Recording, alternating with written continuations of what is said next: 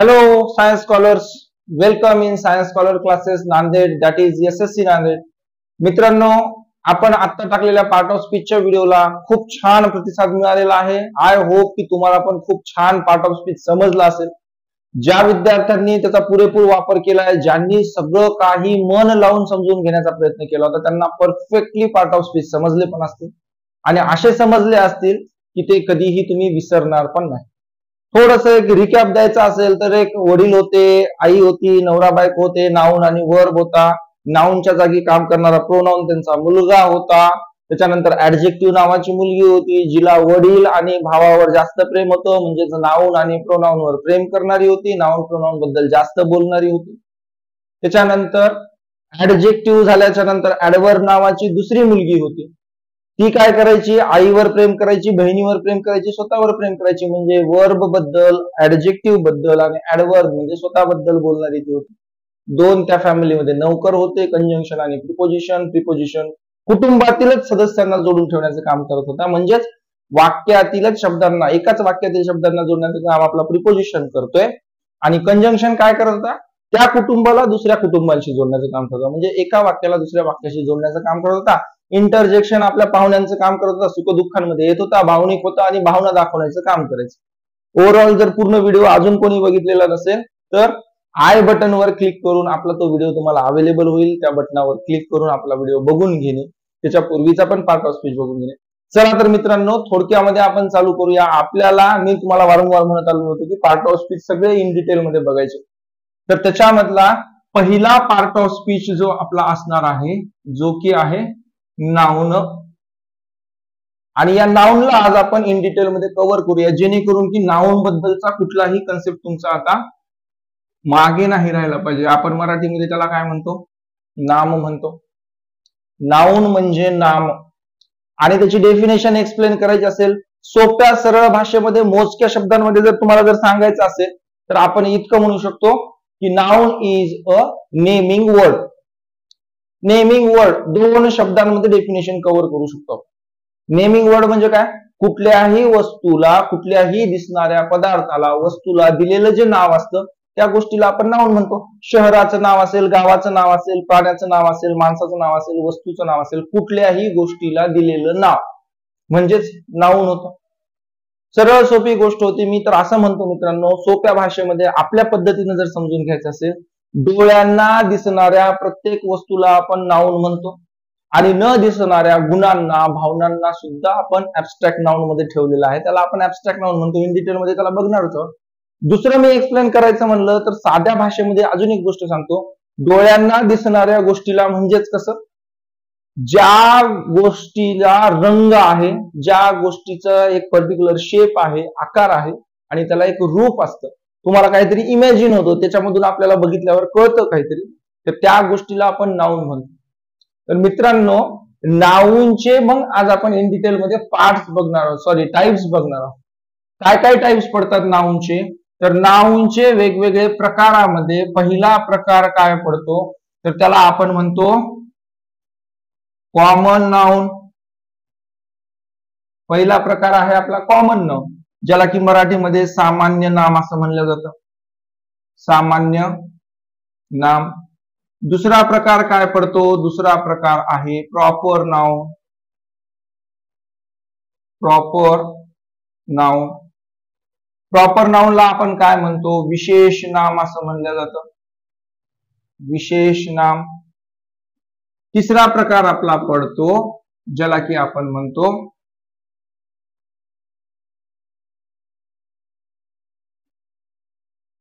Material noun. Material नाउनला मराठीमध्ये आपण म्हणतो पदार्थदर्शक नाम. चौथा प्रकार आपला पडतो, त्याला आपण म्हणतो कलेक्टिव्ह नाउन. मराठीमध्ये समूहवाचक नाम. आणि लास्टचा पाचवा प्रकार आहे ऍबस्ट्रॅक्ट नाउन, ज्याला की आपण म्हणतो भाववाचक नाम. तर मित्रांनो, या 5 प्रकारच्या नाउनला आज आपल्याला एक्सप्लेन करायचं आहे. या 5 प्रकारचे नाउन जे आहेत, या 5 प्रकारच्या नाउनला आज आपण कव्हर करणार आहोत आणि इन डिटेल मध्ये सगळ्या गोष्टी आपण त्याच्यातल्या कव्हर करूया.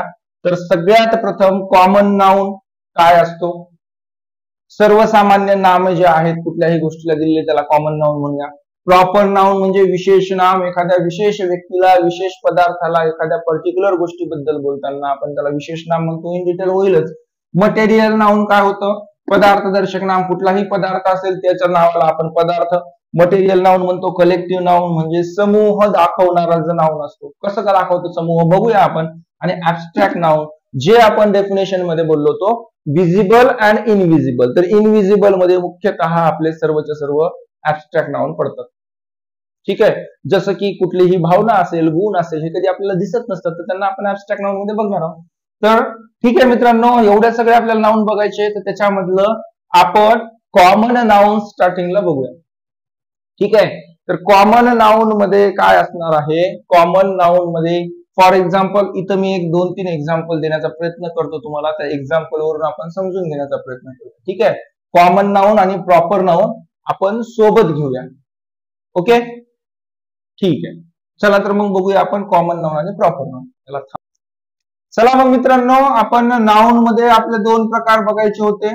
नाउन मध्ये आपण at a time proper noun आणि कॉमन नाउन कव्हर करणार आहोत. तर मी इकडच्या साईडला कॉमन नाउनला एक्सप्लेन करतो.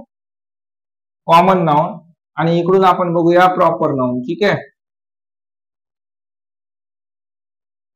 Proper noun.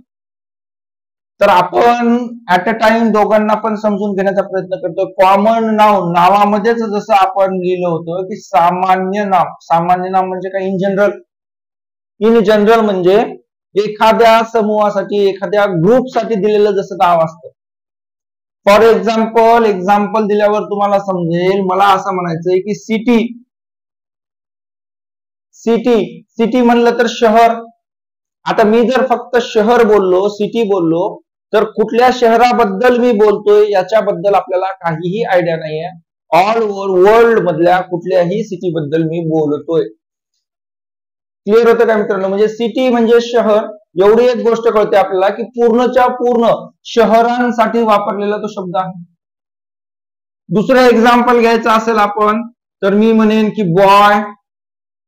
आता मी जर बॉय म्हणलो तर याच्यामध्ये पूर्ण मुलांची जात आली. एक कंप्लीट जातीसाठी वापरलेला तो शब्द आहे. बॉय म्हणजे पूर्ण जात आली.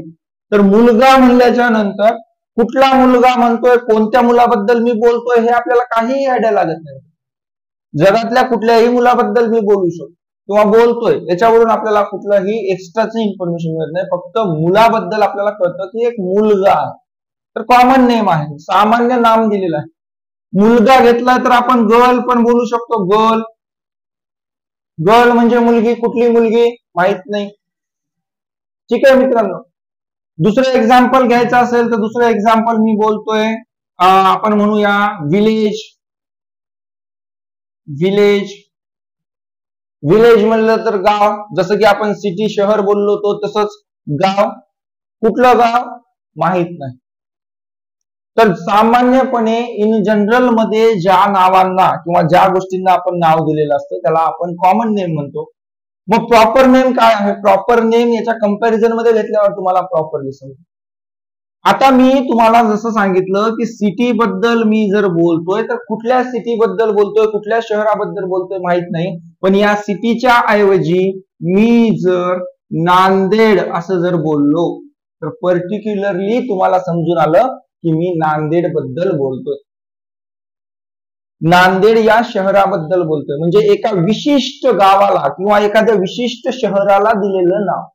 बॉय. बॉय म्हणजे मुलगा होता. कोणता मुलगा? पण मी जर बॉयच्या ऐवजी मी जर बोललो रोहन, तर मी आता रोहन बद्दल बोलतोय. विशिष्ट एका व्यक्तीबद्दल बोलतोय. गर्ल. गर्ल म्हणल्याच्या नंतर मी जर म्हणलं शीतल, मुलगी आली. तर विशिष्ट व्यक्तीला बोललेल्या नामाला आपण काय म्हणतो, किंवा विशिष्ट एका गोष्टीला बोललेल्या नामाला आपण प्रॉपर नाउन म्हणतो. त्याला आपण प्रॉपर नाउन म्हणून ओळखतो. का? कारण की त्याच्यावरून प्रॉपरली आपल्याला इन्फॉर्मेशन कळते की आपण कोणाबद्दल. कॉमन नाउन म्हणण्याचं सामान्यपणे दिलेलं नाम आहे, सामान्य नाम. प्रॉपर विशेष एका व्यक्तीसाठी बोललेलं विशेष नाम, नावामध्येच मराठी नावामध्ये विशेष नाम. विशेष म्हणजे विशेष कोणाबद्दल तरी आपण जेव्हा बोलतो तेव्हा विशेष.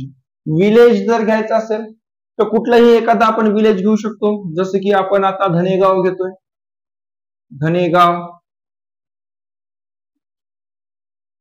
धनेगाव म्हणजे विलेज. तर या प्रकारच्या नामांना आपण काय म्हणतो मित्रांनो, सामान्य नाम आणि प्रॉपर नाम.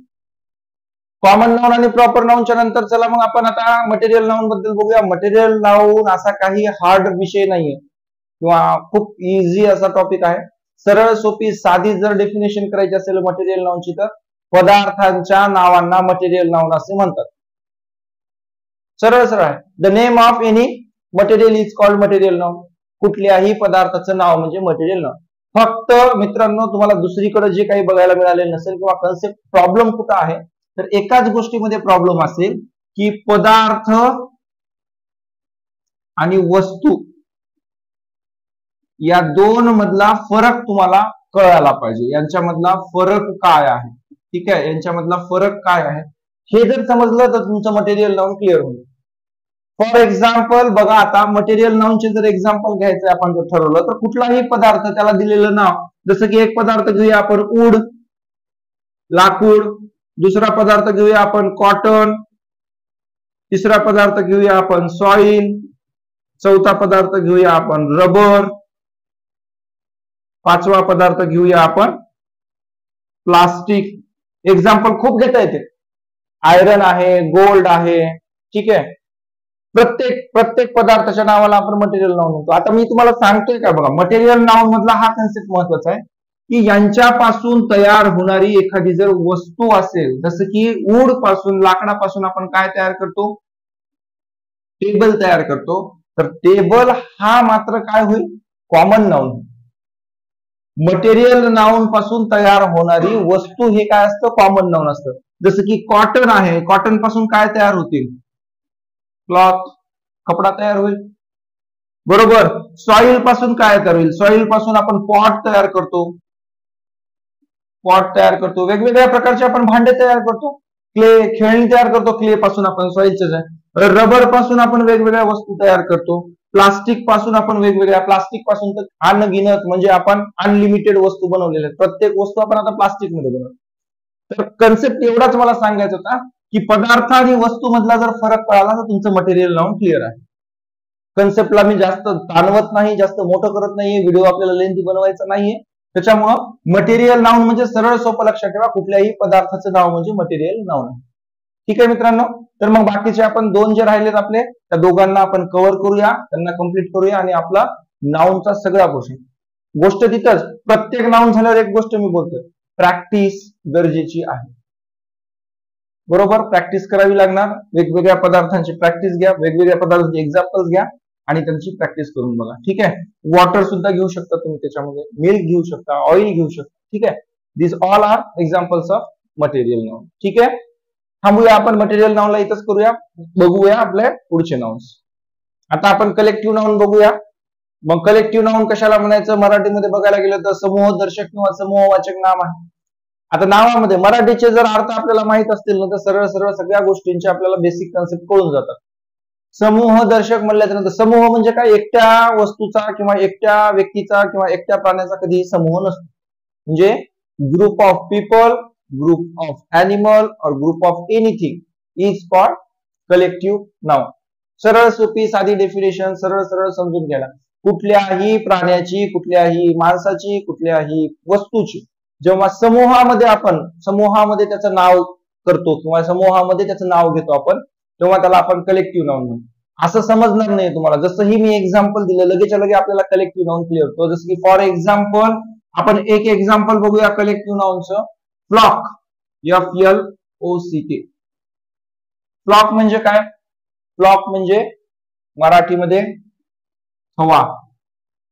थावा नाहीये आपल्या भाकरी भाजण्याचा, तर थवा. थवा म्हणजे आता किती विद्यार्थ्यांना माहित आहे, माहित नाहीये. नवीन जनरेशन, न्यू जनरेशन तुमचं थवा कधी बघितलाय, चिमण्याच नाहीयेत, थवा काय दिसणार तुम्हाला. पक्षीच नाहीयेत, पक्षीच उरले नाहीत. आपल्या हातातलं जे काही राक्षस आपण घेऊन बसतोय, मोबाईल, सगळं मरून गेलंय.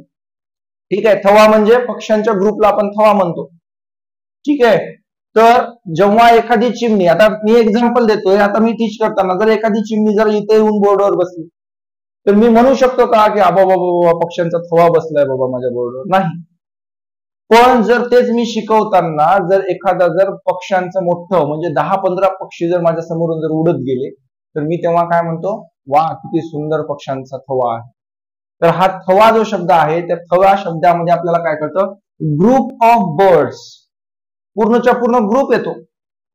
मग ग्रुप पासून तयार झालेलं जे नाऊन आहे, जसं की फ्लॉक आहे, जसं की थवा आहे, तर त्याला आपण काय म्हणतो, सरळ सरळ कलेक्टिव्ह नाऊन म्हणतो. समजत असेल मित्रांनो? दुसरं एक एक्झाम्पल देतो तुम्हाला. एक एक्झाम्पल घेऊया आपण, forest.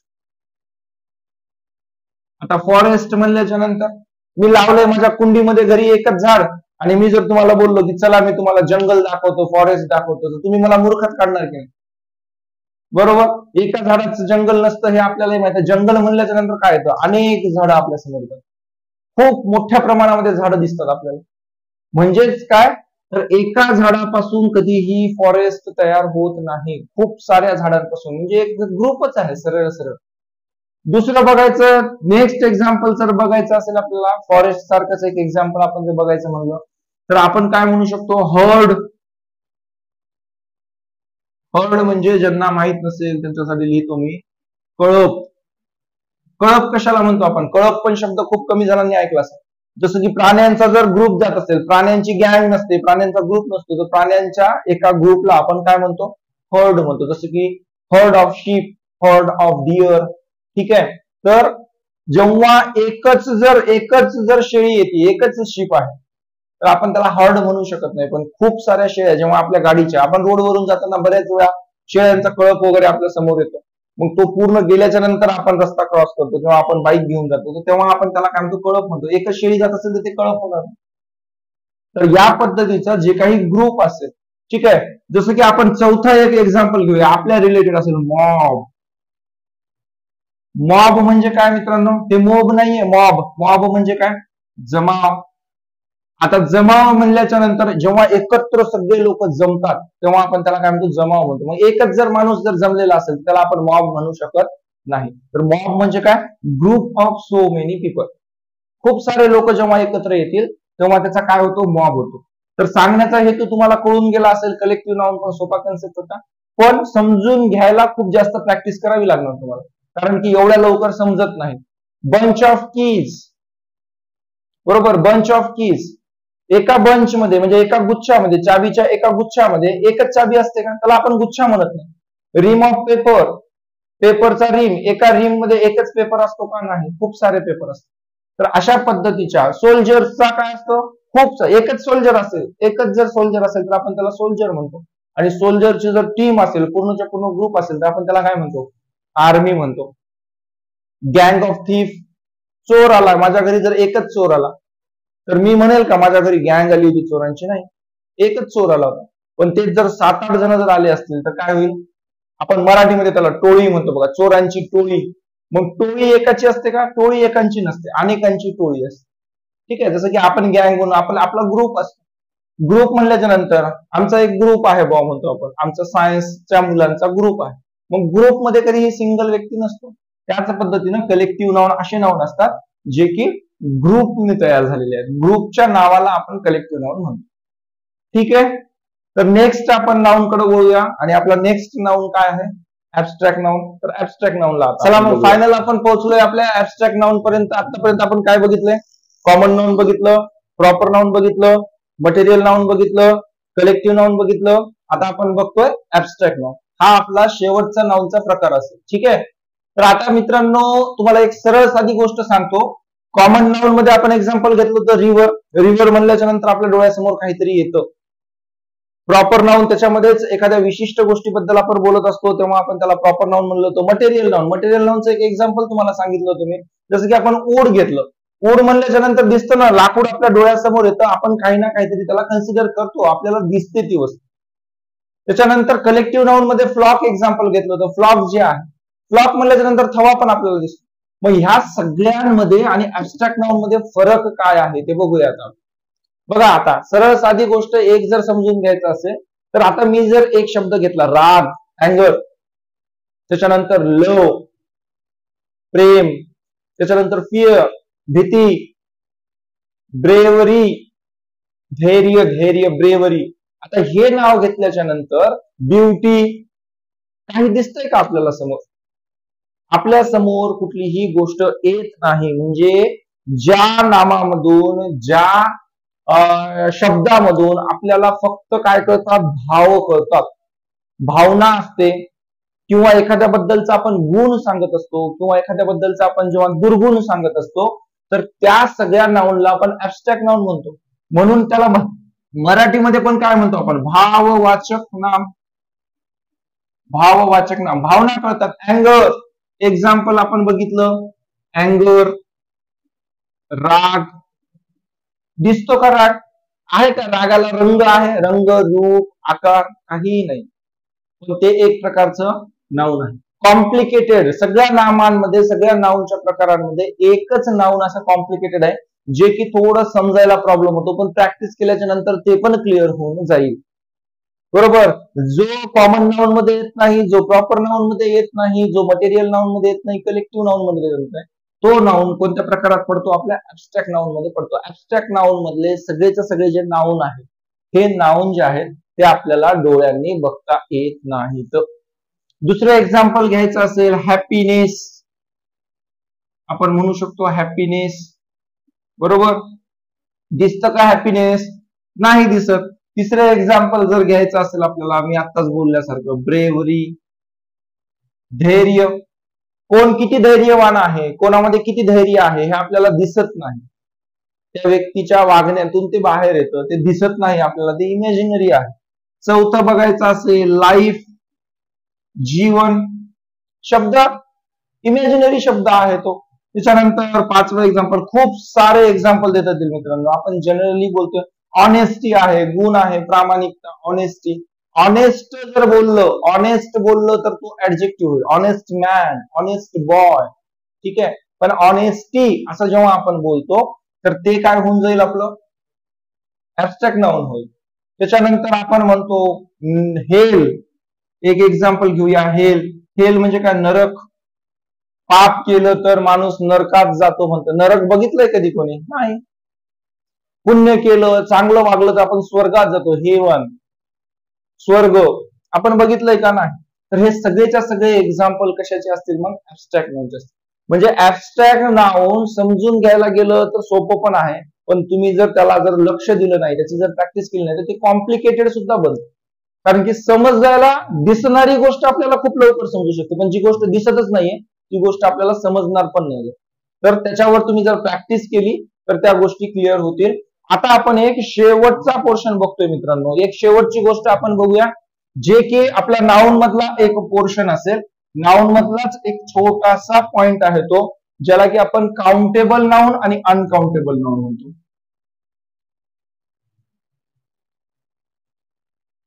Countable and uncountable nouns. Countable and uncountable noun नावामध्येच आहे. काउंटेबल म्हणजे मोजता येणारे, अनकाउंटेबल म्हणजे मोजता न येणारे. बस जर मोजता न येणार काय असतं? प्रत्येकच गोष्ट आपल्याला मोजता येते. हो, प्रत्येक गोष्ट मोजता येते, पण छोट्याशा याच्यामध्ये. थोडक्यात सांगून देतो तुम्हाला ती गोष्ट क्लिअर होईल. ज्या नामांना किंवा ज्या वस्तूला, ज्या पदार्थाला मोजण्यासाठी आपल्याला कुठल्याही एककाची म्हणजे युनिटचा वापर करावा लागत नाही, कुठल्याच युनिटचा आपल्याला वापर करावा लागत नाही, त्या नाउन्सला आपण काय म्हणतो? Countable noun. फॉर एक्झाम्पल सांगा ना सर, उदाहरण सांगितलं तर समजतं. तर उदाहरणार्थ बघा, पेन, चेअर, बॉय, गर्ल, यांना आपण कुठला युनिट लावून मोजतो का? हे जे एक्झाम्पल आहे, पेन, 2 किलो पेन द्या म्हणतो का आपण कधी? 10 किलो चेअर द्या म्हणतो का आपण? किंवा 10 लिटर चेअर द्या असं आपण म्हणत नाही. बॉयला आपण म्हणतो का कधीतरी 10 सेंटीमीटरचा मुलगा द्या? नाही. गर्लला म्हणतो का आपण कधीतरी 4 मीटरची गर्ल द्या, 4 मीटरची मुलगी द्या? नाही. आपण काय मोजतो? यांना मोजता येतं. तर कसं मोजतो आपण? 1 पेन, 2 पेन, 4 पेन, 10 पेन, चेअरला मोजायचं असेल तर 1 chair, 2 chairs, boy 1 boy, 2 boys, 3 boys. गर्लला पण सेम तशाच पद्धतीने. म्हणजे कुठलंही युनिट न वापरता आपण ज्यांना मोजू शकतो त्यांना आपण काय म्हणतो, काउंटेबल म्हणतो. मग सर अनकाउंटेबल मध्ये काय? अनकाउंटेबल पण आपल्याला मोजतात की. बघा फॉर एक्झाम्पल शुगर. जा दुकानदाराला बोला बरं 1 साखर द्या, देईल का तो 1 साखर? नाही देणार, तुम्हाला वेड्यात काढेल तो 1 साखर. 1 साखर नसते तर त्याला आपण काय म्हणतो, युनिट वापरतो. तुम्ही काय म्हणता त्याला? 1 किलो साखर द्या, 1 kg. 10 किलो साखर द्या, 5 किलो साखर द्या. आपण काहीतरी युनिट वापरतो. मिल्क घ्यायला गेलात तुम्ही, दूध घ्यायला गेलात दुकानावर, तर दूधवाल्याला म्हणा बरं 1 दूध द्या, म्हणता येईल का? नाही म्हणता येत. म्हणजे आपण त्याला युनिट लावतो. काय लावतो युनिट? आपण याला लिटर लावतो. 1 लिटर दूध द्या, अर्धा लिटर दूध द्या, 2 लिटर दूध द्या, आपण असं काहीतरी माग. तर ज्या वस्तूला मोजण्यासाठी किंवा ज्या नाउन्सला काउंट करण्यासाठी युनिट यूज करावं लागतं, काय वापरावं लागतं आपल्याला? युनिट, एकक म्हणतो आपण मराठीमध्ये. एकक कोणते कोणते आहेत? जसं की किलो असेल, ग्राम असेल, सेंटीमीटर असेल, मीटर असेल, फूट असेल, लिटर असेल. अशा पद्धतीचे युनिट वापरावे जर लागले, त्यांना काउंट करण्यासाठी जर युनिट वापरावे लागत असतील तर त्यांना आपण म्हणतो अनकाउंटेबल. म्हणजे विदाऊट युनिट आपण त्यांना काउंट करू शकत नाही, त्यांना अनकाउंटेबल म्हणायचं. मोजता तर सगळंच येतं, पण युनिट शिवाय जर मोजता येत असतील तर काउंटेबल, आणि युनिटचा वापर करून जर मोजावं लागत असेल तर अनकाउंटेबल. म्हणजे विदाऊट युनिट आपण त्यांना काउंट करू शकत नाही. तर मित्रांनो, पूर्णच्या पूर्ण या व्हिडिओमध्ये आपला नाउन इथं क्लिअर होतो. नाउनचे जे काही आता सिंग्युलर असतील, प्लुरल असतील, ते आपण बघणारच आहोत. पण नाउन बद्दलचे जे काही टाइप्स होते, नाउनच्या बेसिक कन्सेप्ट होत्या, एक्झाम्पल होते, ते सर्वच्या सर्व आपण या व्हिडिओमध्ये कव्हर केलेला आहे. तर आपला जो काही पार्ट ऑफ स्पीचचा स्टार्टिंग पोर्शन होता तो चालू झालेला आहे. नाउन आपण संपवलेला आहे. तर नाउनच्या नंतर आता आपण नेक्स्ट व्हिडिओमध्ये प्रोनाउन पण बघूया. या कन्सेप्टवर तुमचे किती प्रॉब्लेम्स आहेत, काय कन्सेप्ट अडचणी आहेत, काय असतील, काही प्रश्न असतील तर कमेंट करा. कमेंट सेक्शन आपला ओपन आहे. आणि आपल्या व्हिडिओजला लाईक, शेअर आणि सबस्क्राईब नक्की करा मित्रांनो. चला तर मग व्हिडिओ मोठा न करता आपण इथंच थांबूया. थँक्यू.